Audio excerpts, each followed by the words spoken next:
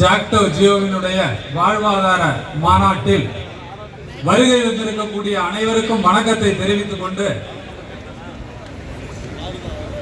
எங்களது நேரடி நியமனம் பெற்ற முதுகலை பட்டதாரி ஆசிரியர்கள் சங்கத்தின் சார்பாக தமிழக அரசுக்கு சில கோரிக்கைகளை வைக்கிறோம். பொதுவான கோரிக்கையும் உண்டு, எங்கள் படித்தொகுதி சார்ந்த கோரிக்கையும் உண்டு.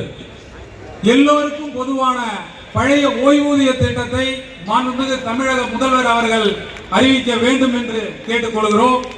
1/6/2009 பிறகு பணியில் சேர்ந்த முதுகலை ஆசிரியர்கள் அதற்கு முன்பு பணியில் சேர்ந்த முதுகலை ஆசிரியர்களை விட மாதம் 14,000 ரூபாய் ஊதிய இழப்போடு பணிபுரிந்து வருகிறார்கள். அந்த ஊதிய இழப்பை சரி செய்ய வேண்டும் என்று தமிழக அரசை அன்போடு கேட்டுக்கொள்கிறோம்.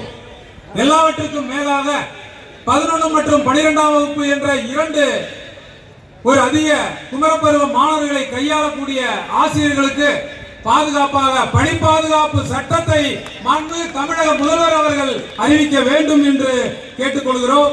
அடுத்ததாக மாவட்ட கல்வி அலுவலர் பதவி உயர்வில் உயர்நிலைப்பள்ளி தலைமை ஆசிரியரும் முதுகலை ஆசிரியரும் சமமான பணித்தொகுதி என்பதால் முதுகலை ஆசிரியர்களுக்கும் உரிய விகிதாச்சாரத்தை வழங்க வேண்டும் என்று கேட்டுக்கொள்கிறோம். மேலும் உயர்நிலைப்பள்ளி மற்றும் மேல்நிலை கல்வியில் உள்ள பணி விதிகளை ஒன்று சேர்த்து புதிய பணி விதிகளை உருவாக்கி செங்குத்து முறையில் பதவி உயர்வை முதுகலை ஆசிரியர்களுக்கு வழங்க வேண்டும் என்று அன்போடு கேட்டுக்கொள்கிறோம்.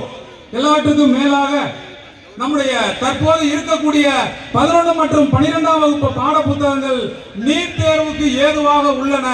அதை 11ஆம் வகுப்பு மாணவர்கள் தொடர்ந்து இடைநிற்றல் அதிகமாக இருப்பதால் பொதுத் தேர்வுக்கு குறைந்த அளவில் பாடப்பகுதிகளை உருவாக்க வேண்டும் என்று முக்கியமாக கேட்டுக்கொண்டு உயர்கல்விக்கான ஊக்க ஊதியம், முக்கியமாக எம்பில் இன்சென்டிவ் எம்எட் என்று சொல்லக்கூடிய அதற்கெல்லாம் அந்த உயர்கல்விக்கான ஊக்க ஊதியம் தொடர்ந்து நிதித்துறையில் நிலுவையில் இருக்கிறது.